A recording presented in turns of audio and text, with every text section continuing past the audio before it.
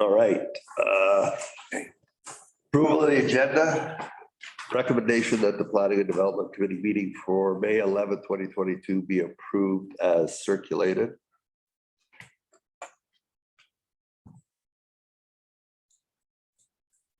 Don't we usually have this call? Oh, well, let's call the Planning and Development Committee meeting to order at 12:04. Sorry, it's not written in here. It's usually in here. It just says A. So approval agenda, everybody's fine with that. Adoption of minutes. Recommendation that the Planning and Development Committee meeting held on April 13th, 2022 be adopted. All right, any comments? Okay, any abstentions? Approved, carried, thanks. Development services update, Scott, please. So we have the current applications and then the previous applications are in the agenda package. Nothing much new. I think we have a variance on Silver Sands and then a development permit for the Walmart property. But the rest of them, I think council is aware, our planning development committee is aware of them. We have got a couple new ones that haven't made the list, so we'll have that updated for you the next meeting. But one of the applications we received, the applicant would like to make a presentation today. So yeah, we don't have that on our list, but we just received the application last week. So they want to meet the committee and make a presentation. Yeah, happy to answer questions. I have a question. I'm hearing from a few people in town that are actually got a building permit and they're looking for inspections, that they're continuously waiting for a building inspection because our contract guy works 2 days a week. Is that correct? I haven't heard that. But yeah, if they call on Wednesday, they're gonna have to wait for Thursday, but it's not a matter of not having enough time. If they call Phaedra to schedule, I think it should be. Maybe Brian, yeah, he is. So I think it's not about it's not about the inspection. It's about the plans examination. Yeah. And the initial stages is it just appears and you know I'm not sure, but it just appears that there's maybe more than 2 days worth of, you know, especially with the amount of permits that are coming up. Yeah, there's lots that are sold and there's lots of, you know, so if it just appears that he you know, he should be more than 2 days a week, that's your thing. But I definitely have heard that from another builder as well. And where, you know, you call and he's saying, well, you know, I'm only on 2 days a week. So you know, I'm not like, you know, maybe I know that there's a problem finding, because you are looking for somebody else and everything, but maybe if there was somebody that was helping out with processing the plans, that would assist the building inspector. I don't know, it's probably hard. It's going to be hard to find anybody, but trying to find a full building inspector is probably pretty hard. But if there was somebody that could help with the process of processing the building permit, Revelstoke they've had a nightmare over there, you know, 8 months for getting permits and things like that happened last year. And I talk to the builders all the time, and we just I don't think we want to get there because it's going to get busy. Anyway, that's just my Okay, Gord, go ahead. Yeah, through the chair, Scott, is there any chance, Dale lives in town, is there any chance he can be on, like, does he want to be only 2 days a week, or can we, I mean, you don't have to make him 3 days a week, but because he's in town, you know, if there's jobs for him to do, could he not pick him off? Because he's on contract, right, by the hour? Correct. So maybe next meeting, I'll have like a little bit of analysis of when we're getting applications, when they're getting issued, and maybe we can look at that and see if there is a lag in that. We have to be careful as far as giving advice. It has to be a level 1 building inspector who inspects the plans, right? Like I can't do it. So I'm not a level 1 building inspector. We are advertising for somebody, and I think and the idea would be a little bit of a transition where we have that level 1 and Dale's a level 3, so we'll still keep Dale on contract and have the level 1 as they get up to speed, and that should ease some of the pressure.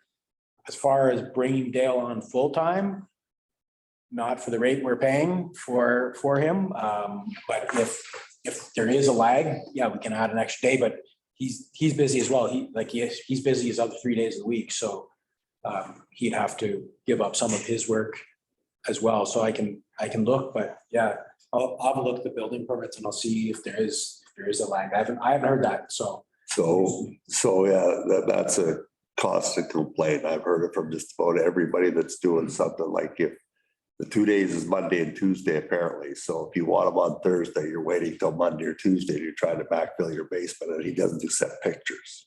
So the other thing is I thought when we did this arrangement as a contractor, which he is, that he was supposed to be in training of a level 1 that was supposed to end up working for us most of the time as a level 1.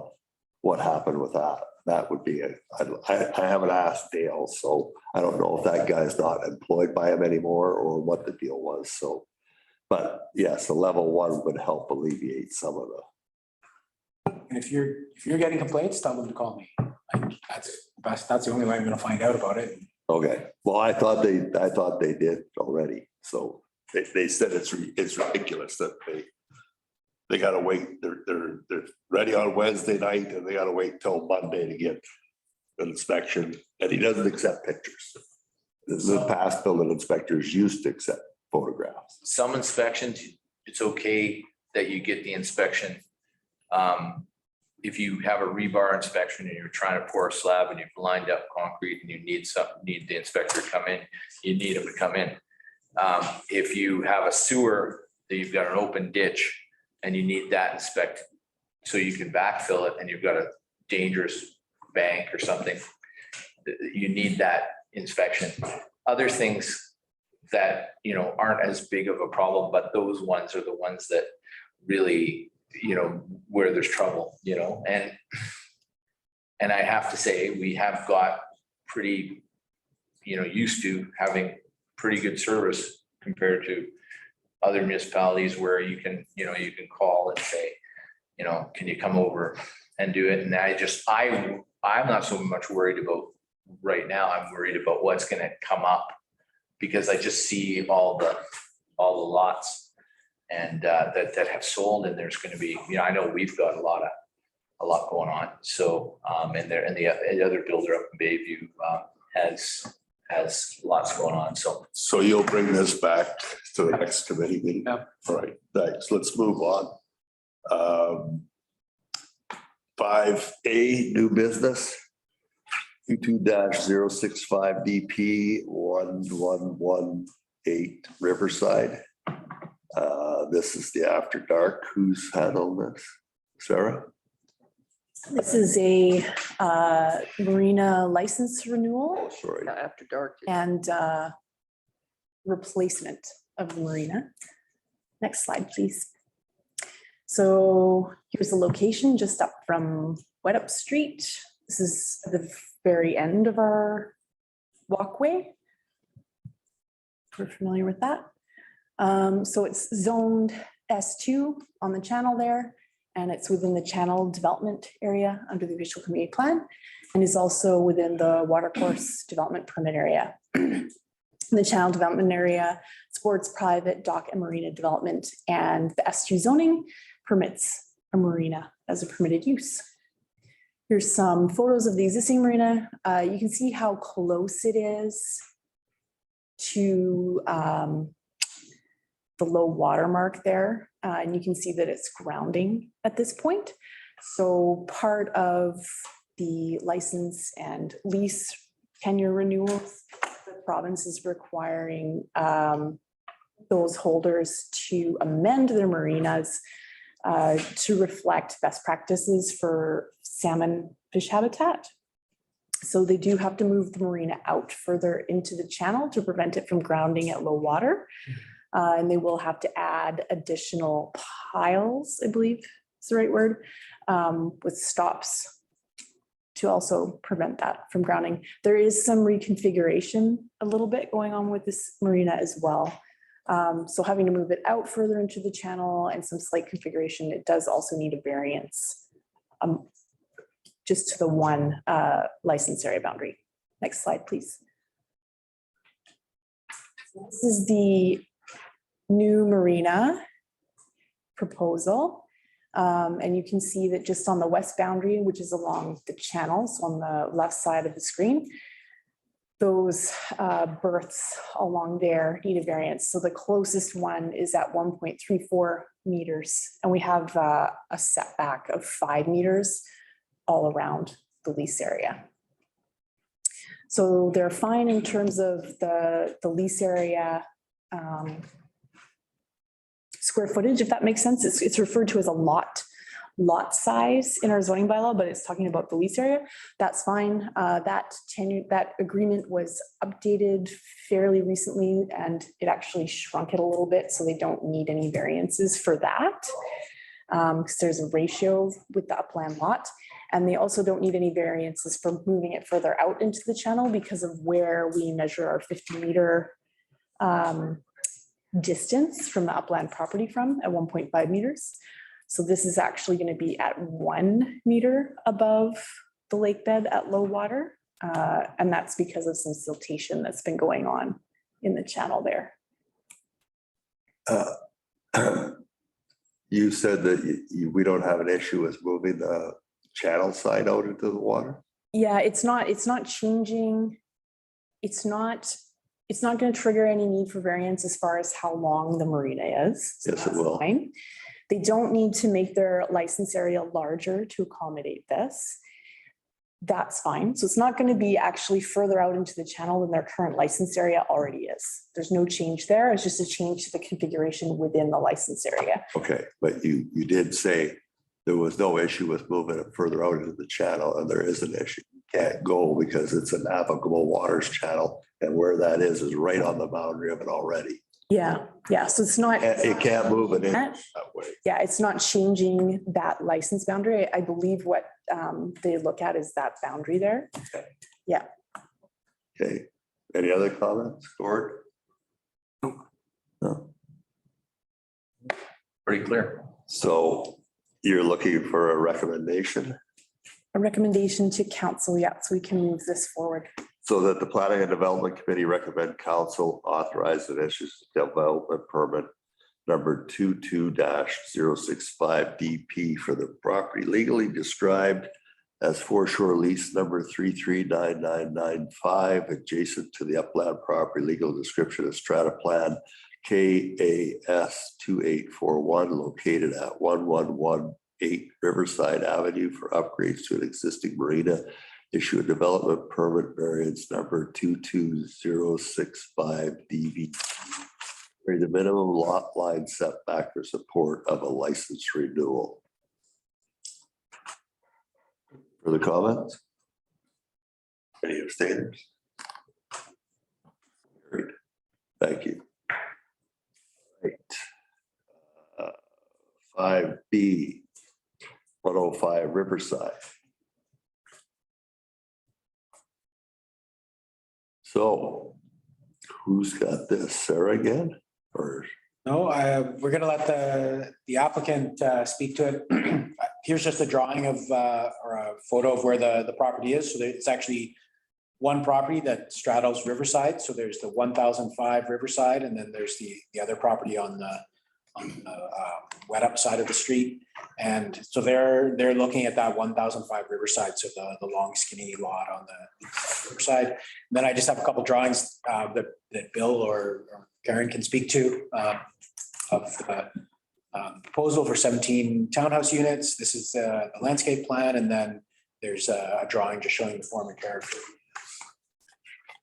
Just, an opportunity for the applicant to introduce themselves to the committee. could I just see the map again, please, the location? Where the church is. Yeah, so it's not the property next door where. Okay, no, all right, Mr. Gord. Yeah, I just wanted to inform Scott, for whatever reason, we couldn't access the maps. I mean, we know what property it is, but we just couldn't access the map. The only thing that we can access is the actual rendering of the buildings. Okay, and that's all I included in the agenda. Okay. Yes. All right, the proponent would like to speak to this. Who's the spokesperson?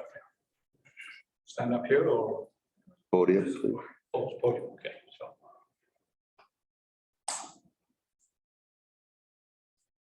First of all, thanks a lot for allowing us to be here today. I just want to split this up into two parts. I'll get Karen to do the hard questions and I'll do the easy ones, right? So.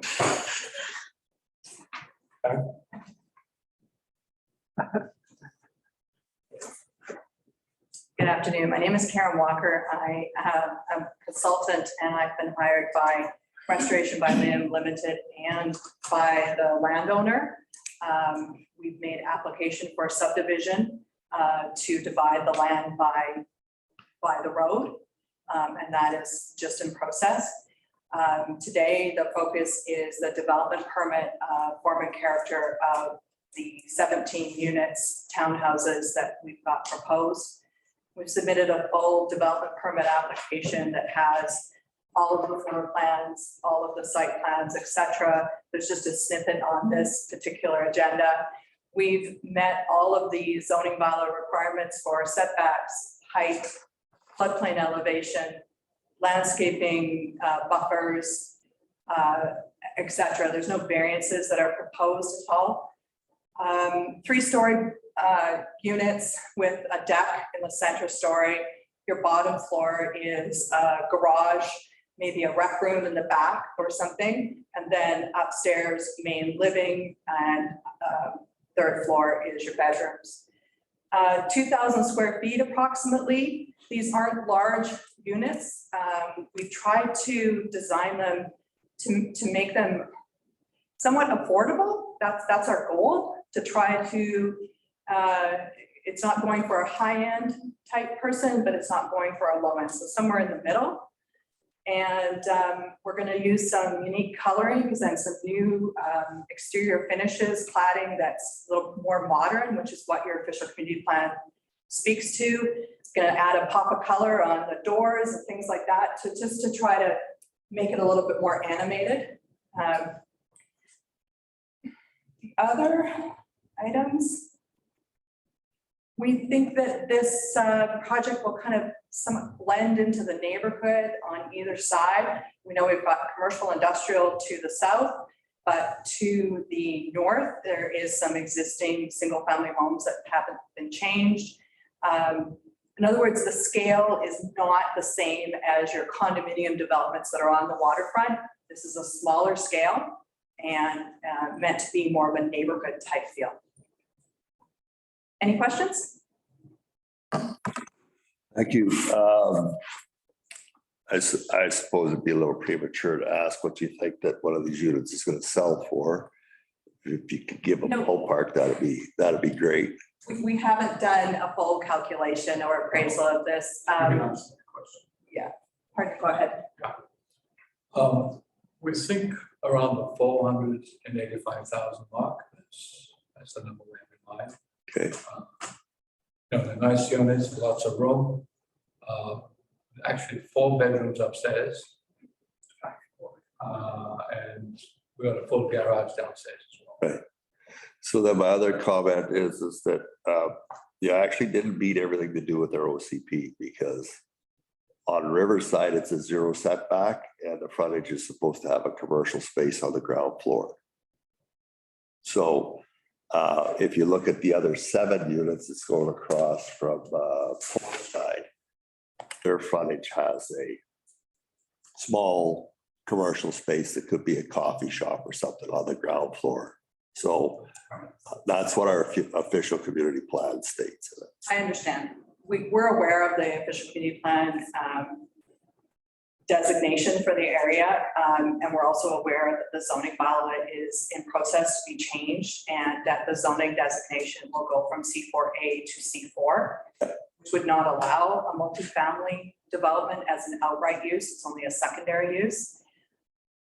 That's the way we understand, and we've discussed this with Scott. So that's why we're put this application in, because we have a pending property purchase that is solely based on being able to do townhouses. So I'll ask the same question that we asked the proponent that was doing the same thing up the street. If they would be opposed to putting in a small commercial space at the front. Christian. Well, I think I can answer that, and I think the answer is having mixed use in that area doesn't work. We've done a lot of mixed use before. We usually have commercial on main floor, and then we have 3 floors of apartments above. Right. Well, that's the way to do. If you're going to have a mixed use, it's going to be done properly. Just having one little store there, the guy's going to go broke. It's just, you don't have volume there, right? So, so I guess to answer that question, I'm saying no. There will be no commercial. We don't intend to have it. So that's our stand on it, anyways. We had looked at and what they're doing in other areas. Having counted as commercial. Yeah, that's basically, if you look at the plan that's proposed for the one across from Port Side, 7 units. And they basically just took the lower garage part and basically stretched it out with a wall in it. And the upper part of it goes over top of it. It's the living area. It gained a little bit of space because. So we are looking at, actually have drawings for that. We have a drawing. It's submitted as a potential. Yeah, it's just like the walkway along the channel. It's not built yet. It would have been nice had those places had commercial at the back of them for when the walkway gets built. But unfortunately, we're 20 years after that fact, but this is on the street. And that sort of thing is probably going to happen. That road. And those micro suites could turn into offices, right? Yes, anything. Yeah, exactly. Or they can go with the affordable housing, and for elderly people, like there's no stairs there, but you're right on the water, right by the boardwalk. Yeah. It's like. Yeah, we've drawn that option on the plan. Yeah. Okay. That was my only comment. Go ahead. I think it's a great project. I know what you mean about the commercial, and that's probably going to be talked about more, but it's such a needed market, like in town. That's a great thing. We really need attainable housing, and that's, you know, because it's not, we were talking about this before the meeting, it's not just affordable houses, tiny little apartments, and it's not just higher end homes. It's that spectrum, right? And so you guys are, I live very close to that, and I support it 100%. So They're 20 feet wide too. It's a nice living space. We did show we had 2 parking places in front. You know, we could have gone 16 foot wide, but 2 are 20. Yeah. We parked 2 cars up there, and of course 2 cars in the garage. But so you know, we've made sure we had the right fit. So could you put me on the waiting list for that? We'll be all that. Thank you very much. Justin, by the way. I just. Yeah, so no, it's like we need the housing, and I don't see any issues with it. It's just from the OCP, which 3 of us were on the OCP committee when it was created. So that was part of the look, that was a request of that Riverside having some, because if you're going to have a walkable community, which we do, it's flat. And you're close enough into town so it will support more restaurant, bar type atmospheres, coffee shop, whatever, but that's what people are looking for. So Great. Thank you. Go ahead, Gord. Yeah, through the chair, yes. I really like it. I think it's great for the community, and, you know, Scott and his team, hopefully they get it to council right away and let's get her done. Yeah.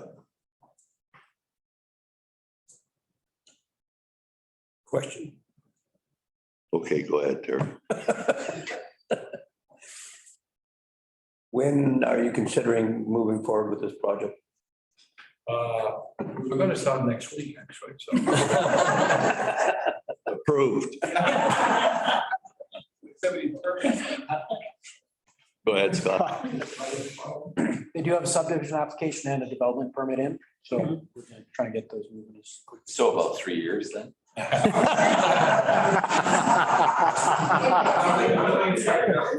have to be done concurrently. Oh, good, okay. Okay, all right, good. Well, thank you very much for coming in. Welcome to Sycamore. Thank you. Yeah. Thank you. All right, 5C. 22-082 DP, Highway 97. Who's running this one? So this is a development variance application for 5 Highway 97. This is the order of the subject property. I think previously a development permit was issued for the same property for 5 additional mobile homes, and a development variance application for varying the special line setback and landscaping and buffering, parking and loading. That was issued during the same time as well. These are the subject properties designated rural within the OCP and zoned as R4 mobile home residential within the zoning bylaw. So this is a site plan. With this particular application, the applicant is requesting to vary the front setback from 6 meter to 2 meter to permit a utility shed for BC Hydro, and also to vary the special line setback from 30 meter to 14.2 meters. And this is a recommendation. So this recommendation, this is an updated one compared to that on the agenda, because this includes section 311 variance as well. Any comments? Yeah, just. What's the shed for BC Hydro? Yeah, It's supposed to be a utility shed, 9.3 square meter, yeah. and is this shed required for utilities for the property, or is this shed just? For the property, I think. I believe it's to bring in power to service those lots. That's the requirement, yeah. So the park owner is just getting ready for once they are out of the hazard time period years from the fire, right? And once that's done, he wants to be ready to start getting units in there. So that's why he's working with Hydro to get that done, because Hydro has very long timelines as well right now. to Yeah. get in. 2 years. Hi, folks. This is Brent here, the applicant. Brent? I read. Yeah, just to clarify, it is absolutely to build meter stacks in support of the new houses for BC Hydro. Okay, There's kind of a battle between bylaws and BC Hydro requirements. So, BC Hydro wants the shed, which holds the stack, within 6 meters of the power pole, but of course within 6 meters then of course contradicts some of the bylaws. So anyway, so we propose this as the most reasonable solution. Okay. Any other comments? Go ahead, Brian. screening, what's the, I think that was brought forward here where they brought the whole thing in before. They're doing something on the front on the highway as far as screening, because they're minimizing the distance. yeah, I remember this from before, yeah. It's the grass. There's a grass area there. He did send in images of the shed. It's a pretty cute little shed. Do you have those images available? Yeah, I think it's fine. I don't think it's that big issue. I thought I would think screening would be, but there's probably not too much in the situation. Yeah. I don't know. And are these going to be, the proponent, are these going to be pad rentals? I assume so. Or are you building the units and renting them out? No, the idea is to work with the builder to place the homes, sell them, and then rent the pad, yes. Okay. Go ahead, Gord.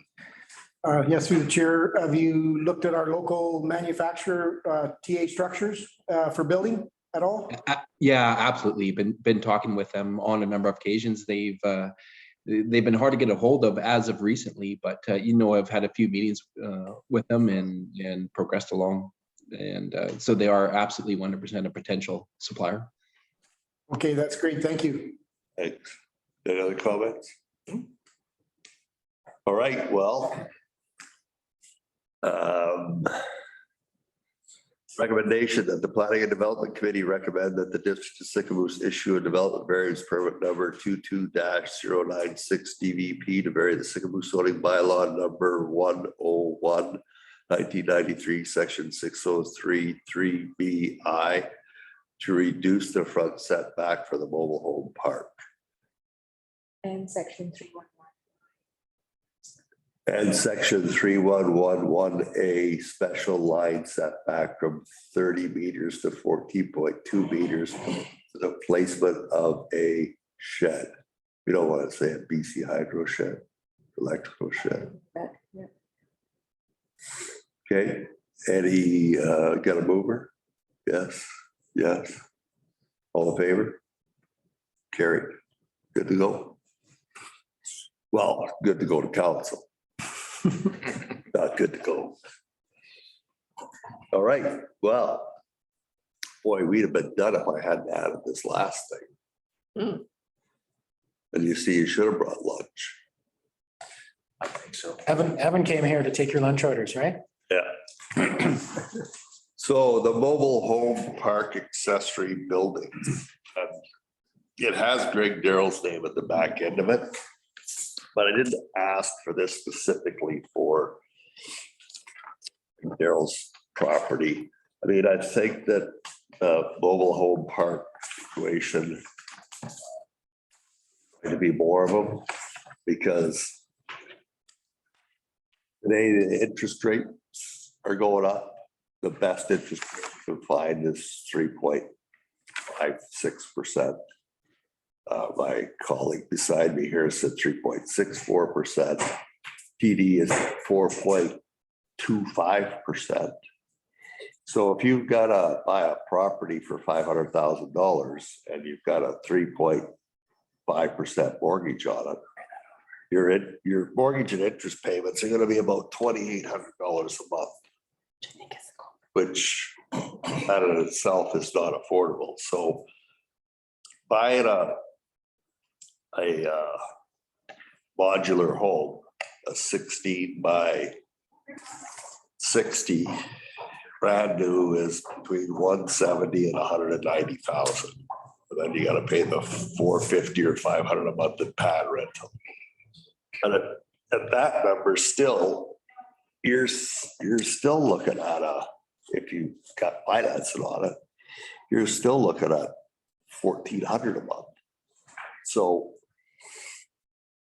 if this is going to be the status quo where people are moving to, if that's what they can afford, when you make $30 an hour, and not everybody in town is making $30 an hour, but there's a lot of people making $30 an hour, or you have people that work in the restaurant business. Like I drove around to all the parks today, and every single one of them has 50% of them have at least a carport in front of them. Almost all of them have a deck. Every single one has a shed at the back, like 8 by 10 or 10 by 10. So if this is going to be the status quo, and I got an explanation from Scott a little earlier on the new zoning bylaw where we talk about 0.12 section B, additions to a mobile home. So the following additions to a mobile home are permitted. I asked that we add the word with a permit. Garages or carports, outdoor rain shelters, porches, rooms, and storage sheds. Well, storage shed should say permit, should have its own line and be permitted as a 10 by 10 or less without coming in to get a permit. Or just use square foot, like. Just use the square footage, 100 square feet. The reason being is that I think the staff and this committee has lots of things to do, by the sounds of it, the people that were here and more coming, that to be dealing with the everyday stuff.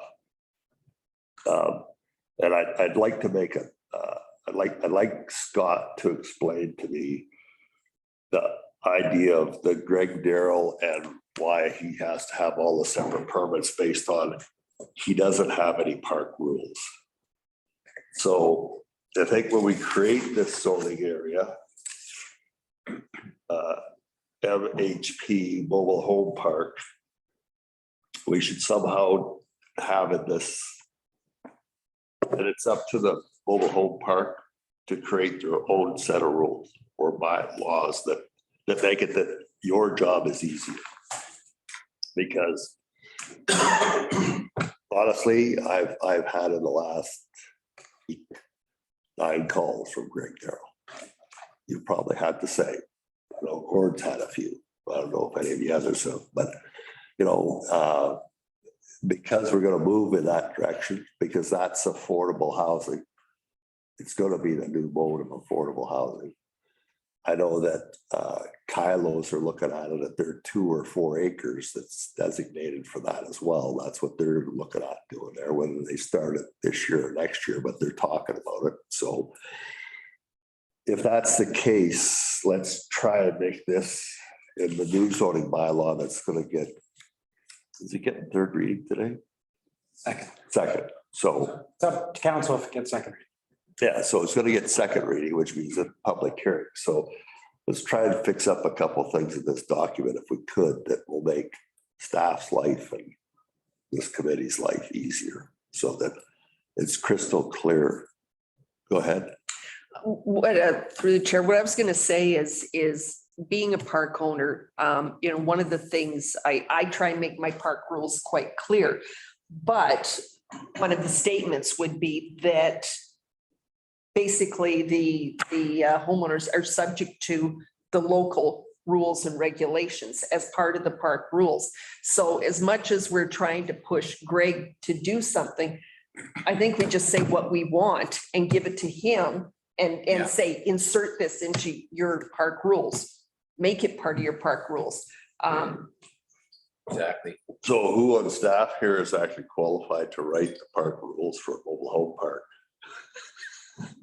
But they don't have to write the park rules. They just have to do a 1-pager of what they want with that pertains to the building regulations and setbacks. We don't decide anything, I know, but we make a recommendation that, you know, what is the lot coverage, maximum lot coverage? What are the setbacks we feel comfortable with? How many, you know, like at the end of the day, I don't think whether you've got a deck and a carport and a shed is all that relevant. What's relevant is, you know, how much coverage have you got? Yeah, I think if you have a mobile home park, you're gonna have, like Jeff said, you're gonna have a carport, you're gonna have a storage shed, because you've got no room in those things. So you need 100 square foot shed in the back, carport, deck.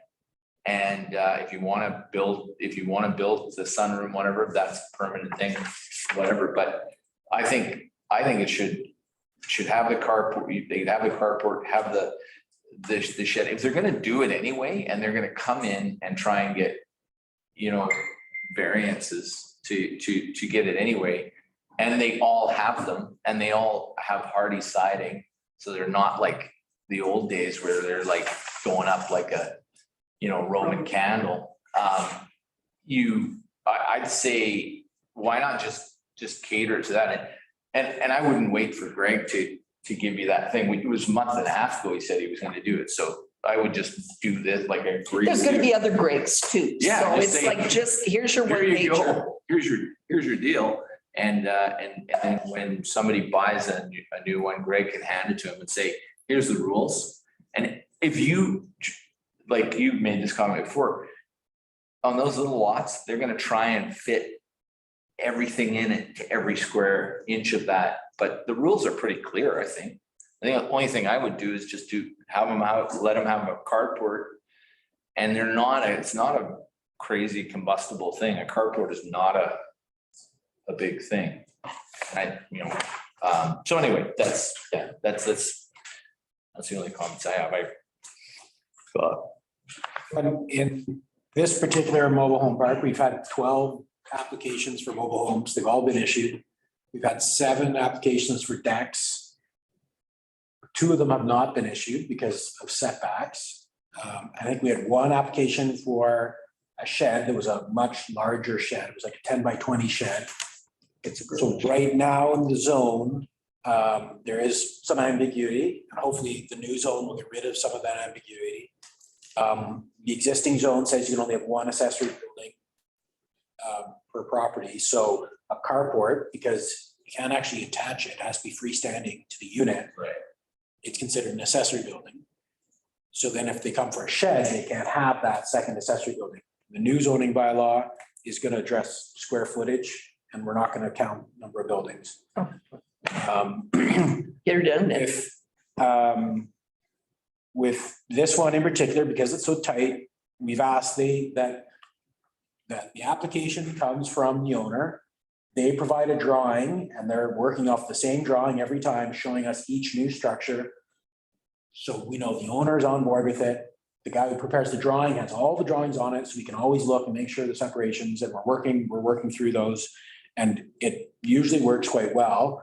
We had one where Dale went out for the final inspection and there was a deck.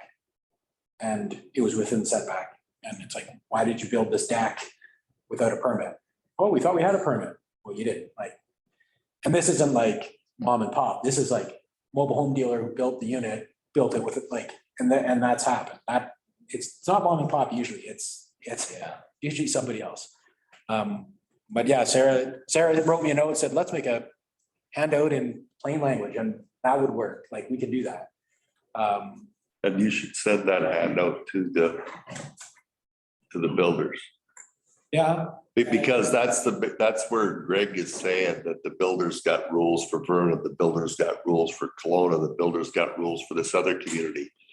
They're not all the same. So it should clearly state Sycamore, these are the rules. The builder knows that when the guy comes to buy it, because Greg ain't selling them that, he's only renting them the pad. So when the person goes to the builder in Salmon Arm or wherever they go, and they cook the deal to buy the unit, they go, I'm in Sycamore, and they go, I want this and this and this. Well, the mobile home park builder knows that, okay, you need permits for this, apply now.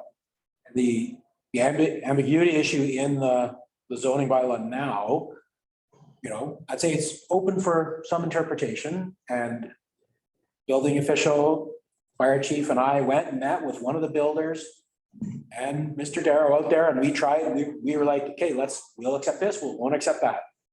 And that's where we said, why don't you come up with a list of rules you want? Yeah. We can agree to them. And then, it'll be plain language for the zoning bylaw. But he said a couple of weeks ago, he would come up with some rules. He told me later he would not be coming up with some rules. So it's really hard for me to give a positive interpretation for him if he's not willing to meet me halfway. So that's why you might be getting all those phone calls from him. I haven't been getting that many phone calls from him. I'm dealing with his manager and the person making the application for the permits. And really, we have 2 that are stalled right now because setback issues.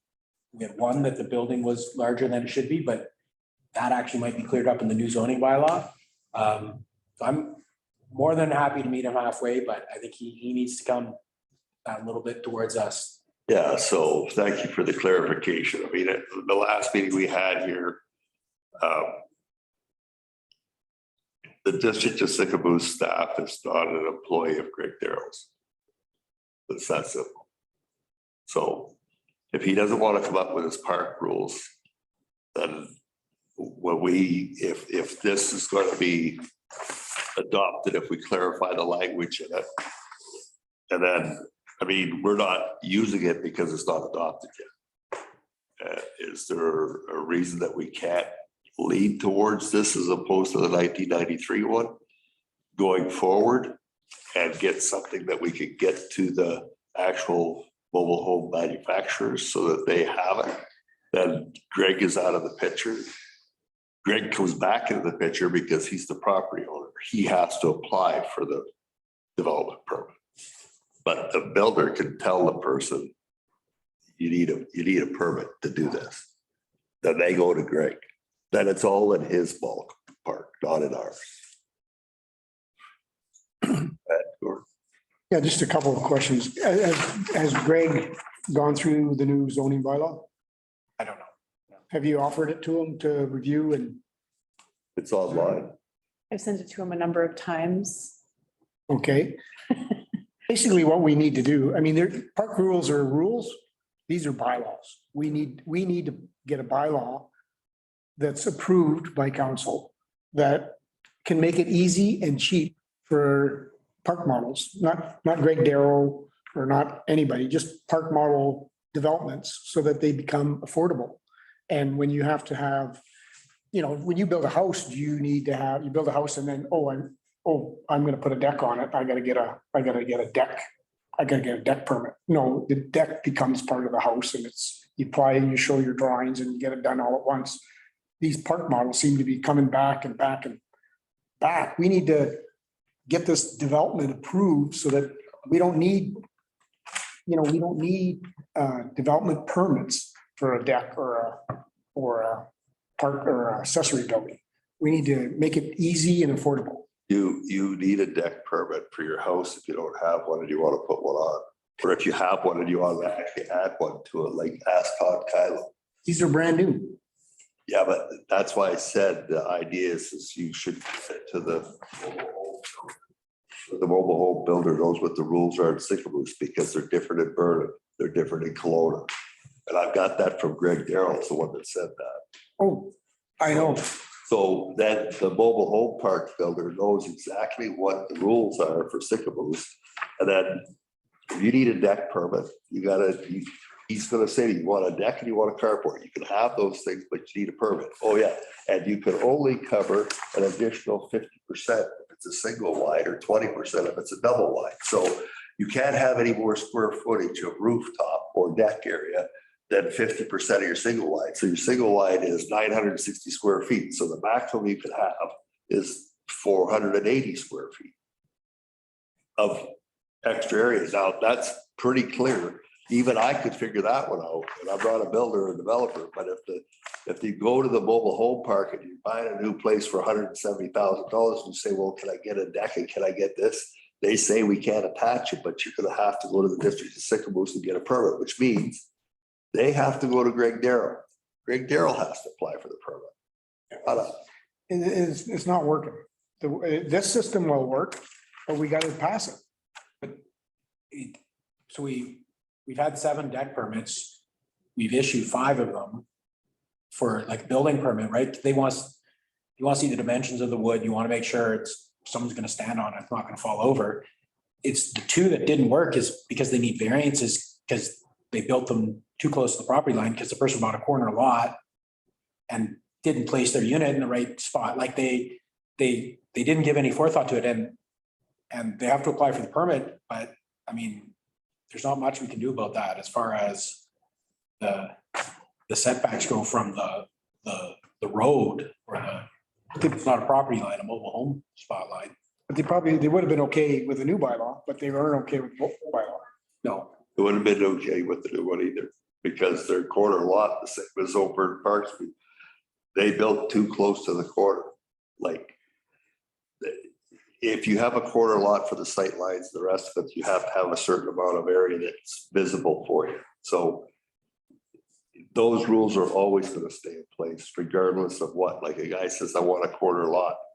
I would never have a corner lot because I lost more property than the guy beside me, because I got 2 sides that I got to stay back from, and a corner that I got to have even more setback for sight line. So a corner lot is not a lot that I was. Sure, you got 2 sides, you can look out and see who's walking by, but not a good idea. So I think what Gord is trying to get to is this particular portion of the bylaw, or let's go a different route. Let's try how much longer are we gonna be before we adopt the new zoning bylaws? Like, we're gonna have possibly second reading tonight, which means you're gonna schedule third reading at the public hearing. And so how far away are we from adoption? So it's a good question. What we want to do is get to second reading so we can continue the conversation with issue transportation.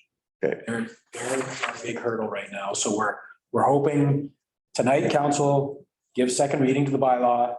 You know, it's an opportunity also for council to say, we need these changes. But I think it'll probably come before council again for second reading as amended. And then we'd schedule the public hearing. I think we need something to move forward with the short-term rental issue, because we need to make sure everybody knows exactly what's going to happen with that.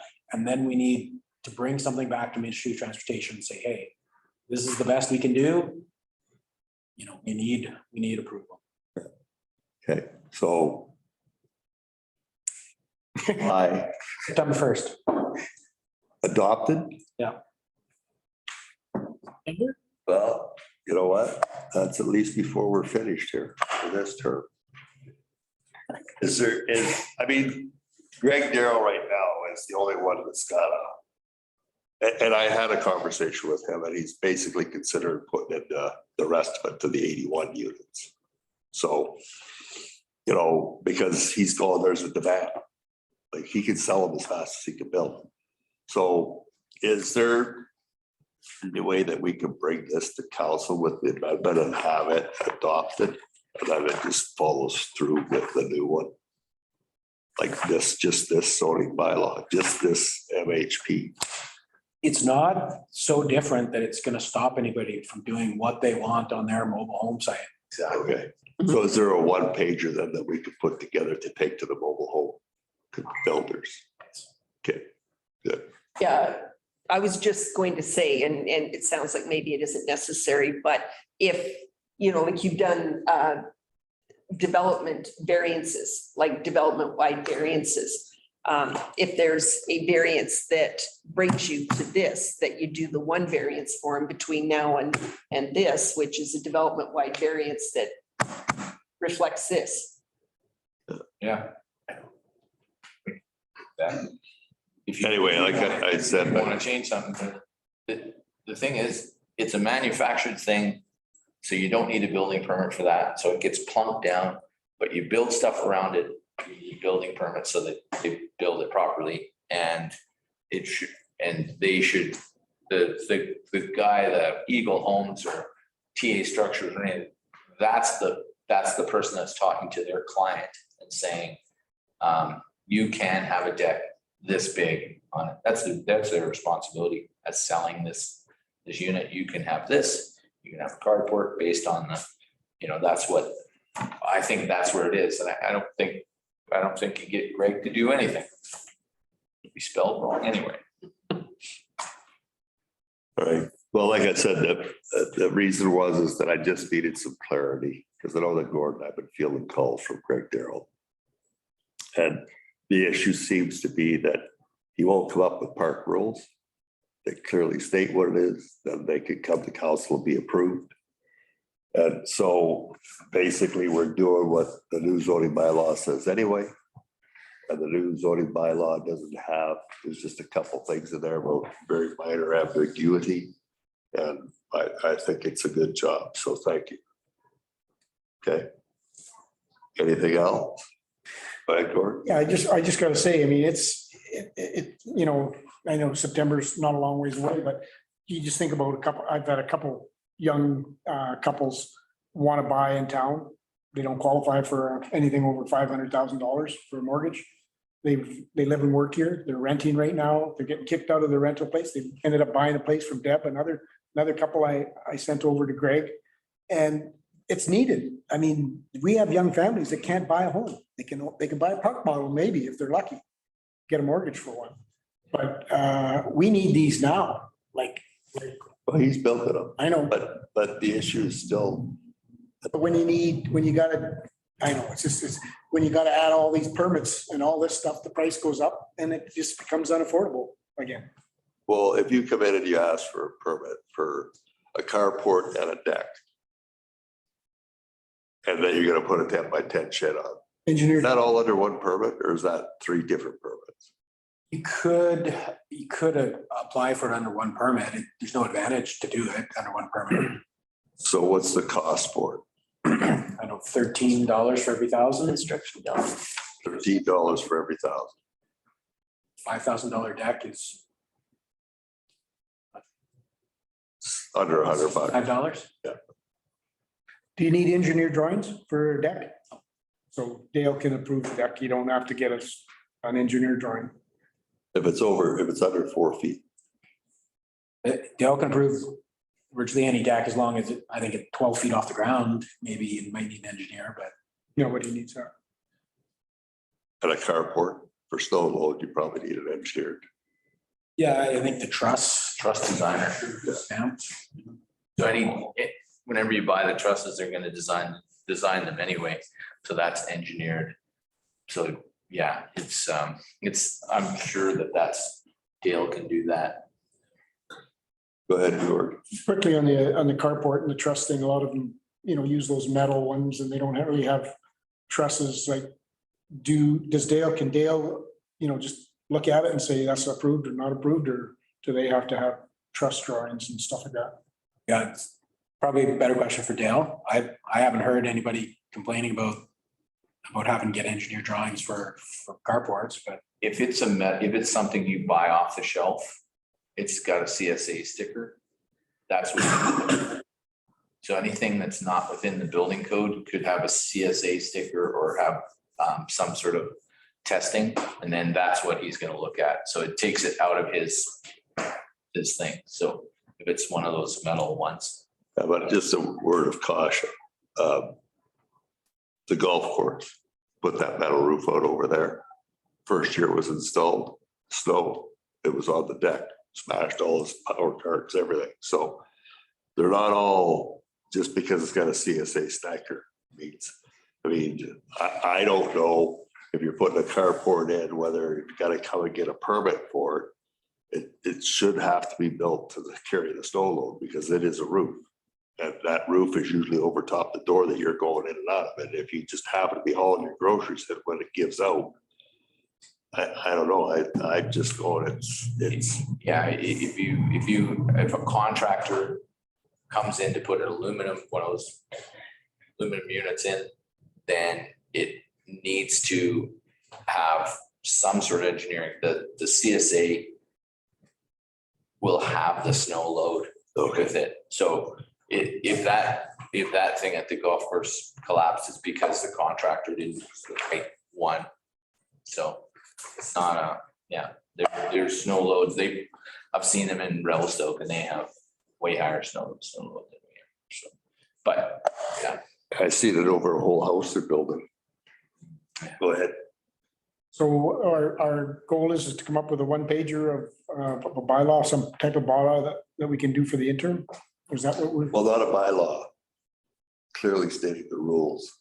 They can go to Greg Darrow, that he can have us give the salesperson that sell the lots or that they're coming and get paid the $450 a month. And take it to a couple of the builders, the one in Salmon Harbor, that, and then we've done our due diligence. Because then the people don't go like the one we had here where the woman was almost in tears, but her issue was not our office, her issue was Greg Darrow. in an airplane, back of the seat, there's a card that shows you how to get off the plane. We'll do something that simple. Everybody buys one.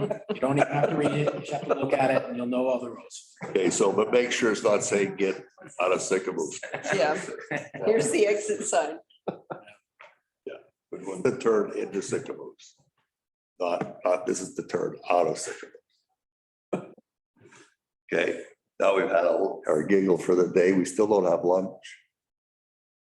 We have a late attendee is Schlepper now. Schlepp. Is that what I do? I just thought it's a 12 o'clock meeting. I thought I would have lunch, but It's just gonna happen from now on. so are we complete then? Jesus, it's only 1:05. You don't have anything you want to talk about? Got some direction with Dick. Steffi's gonna tell us about her trip. Oh, my God. Oh, did you go to Paris too? This is being recorded. Okay, well, then I guess we're going to do an adjournment. Recommendation that the planning and development meeting for May the 11th, 2022 be adjourned, the time being 1:04. All right, all in favor? Oh, you got a question now.